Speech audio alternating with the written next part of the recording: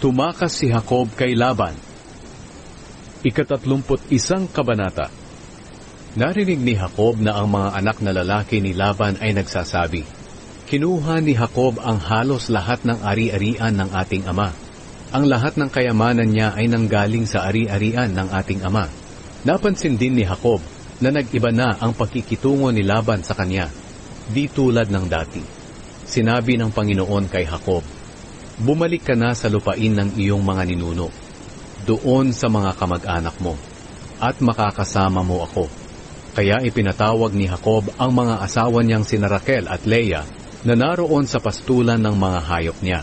Sinabi niya sa kanila, "Napansin ko na nag-iba na ang pakikitungo ng inyong ama sa akin, di tulad ng dati. Pero hindi ako pababayaan ng Diyos ng aking ama. Alam naman ninyo na naglingkod ako sa inyong ama hanggang sa makakaya ko. Pero dinaya pa niya ako. 10 beses niyang binago ang kabayaran ko. Pero hindi ako pinabayaan ng Diyos na api-apihin lang niya. Nang sinabi nga ni Laban na ang batik-batik na mga kambing ang siyang bayad ko, panay din batik-batik ang anak ng mga kambing. Kinuha ng Diyos ang mga hayop ng inyong ama at ibinigay sa akin." Sinabi pa ni Jacob, "Nang panahon ng pagkakastahan ng mga hayop, na naginip ako. Nakita ko na ang mga lalaking kambing na kumakasta sa mga babaeng kambing ay mga batik-batik. Sa panaginip ko, tinawag ako ng anghel ng Diyos. Sinabi niya, 'Jacob.' Sumagot ako sa kanya, 'Narito po ako.' At sinabi niya, 'Masdan mo ang lahat ng lalaking kambing na kumakasta sa mga babaeng kambing ay mga batik-batik. Ginawa ko ito dahil nakita ko ang lahat ng ginagawa sa iyo ni Laban. Ako ang Diyos na nagpakita sa iyo roon sa Betel, sa lupain kung saan binuhusan mo ng langis ang bato na itinayo mo bilang alaala. At doon ka rin nangako sa akin. Ngayon maghanda ka at umalis sa lugar na ito, at bumalik sa lugar kung saan ka isinilang." Sumagot si Raquel at si Leah kay Jacob, "Wala na kaming mamanahin sa aming ama. Ibang tao na kami sa paningin niya. Ipinagbili na kami at naubos na niya ang perang pinagbilhan namin. Ang lahat ng yaman na binawi sa kanya ng Diyos at ibinigay na sa iyo ay maituturing namin na mamanahin namin at ng aming mga anak. Kaya gawin mo ang sinabi sa iyo ng Diyos." Naghanda agad si Jacob para bumalik sa Kanaan, sa lupain ng ama niyang si Isaac.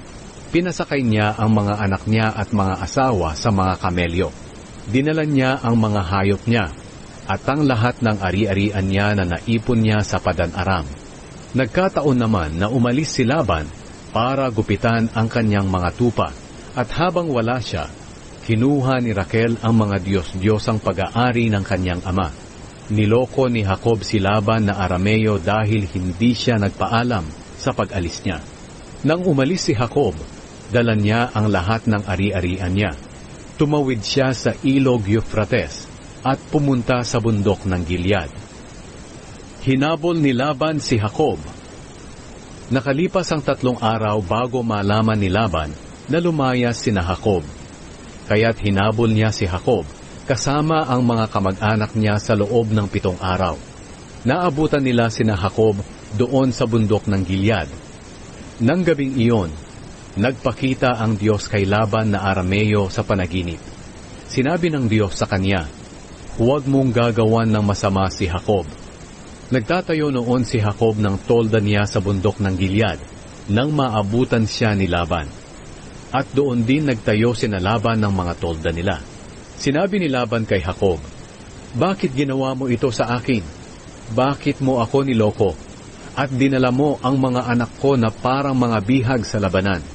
Bakit niloko mo ako at umalis nang hindi nagpapaalam sa akin? Kung nagsabi ka lang, paglalakbayin pa sana kita ng may kagalakan sa pamamagitan ng tugtugan ng tamburin at alpa.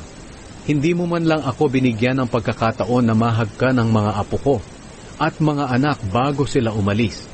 Hindi maganda itong ginawa mo. May dahilan ako para gawan ka ng masama.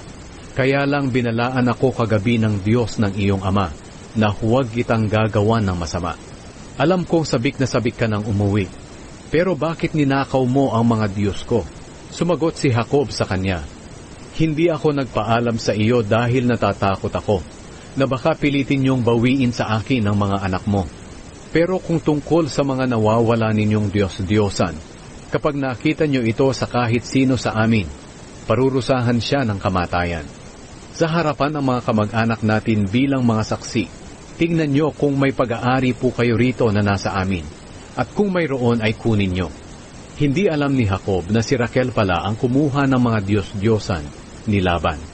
Kaya hinanap ni Laban ang mga Diyos-Diyosan niya sa tolda ni Jacob, sa tolda ni Leah, at pati sa tolda ng 2 aliping babae na mga asawa ni Jacob. Pero hindi niya nakita ang mga ito. Paglabas niya sa tolda ni Leah, pumasok siya sa tolda ni Raquel. Pero naitago na ni Raquel ang mga Diyos-Diyosan sa lalagyan na ginagamit na upuan sa pagsakay sa kamelyo, at inupuan niya. Hinanap ni Laban ang mga Diyos-Diyosan sa tolda ni Raquel, pero hindi niya ito makita.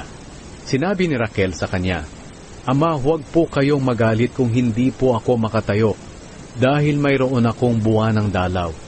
At patuloy na naghahanap si Laban, pero hindi niya makita ang mga Diyos-Diyosan niya. Hindi na mapigilan ni Jacob ang kanyang galit, kaya sinabi niya kay Laban, "Ano ba ang kasalanang nagawa ko at hinabol mo pa ako? Ngayong nahalongkat mo na ang lahat ng ari-arian ko. May nakita ka bang sa iyo?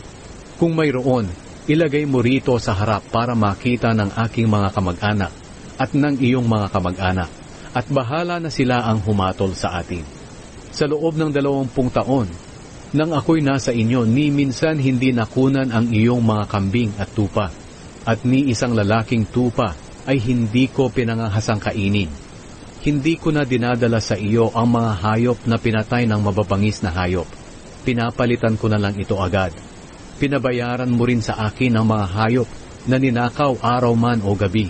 Ganito ang naging kalagayan ko.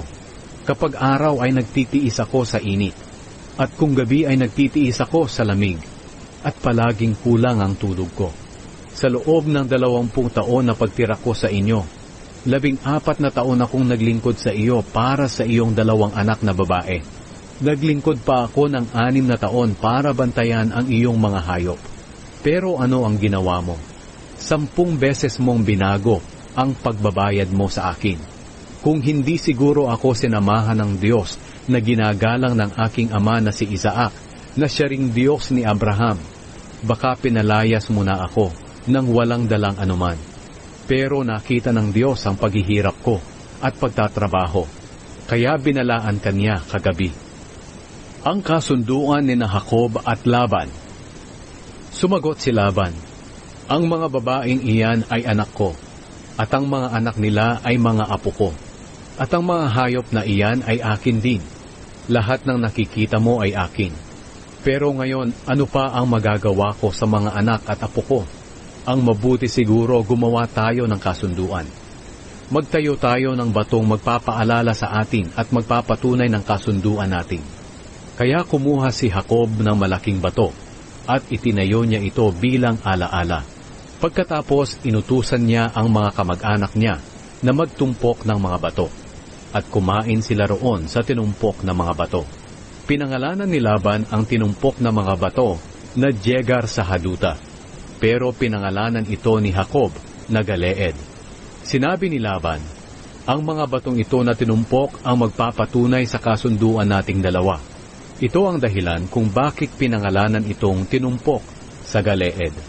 Tinawag din iyon na Mizpa, dahil sinabi pa ni Laban, "Naway ingatan tayo ng Panginoon sa ating paghihiwalay.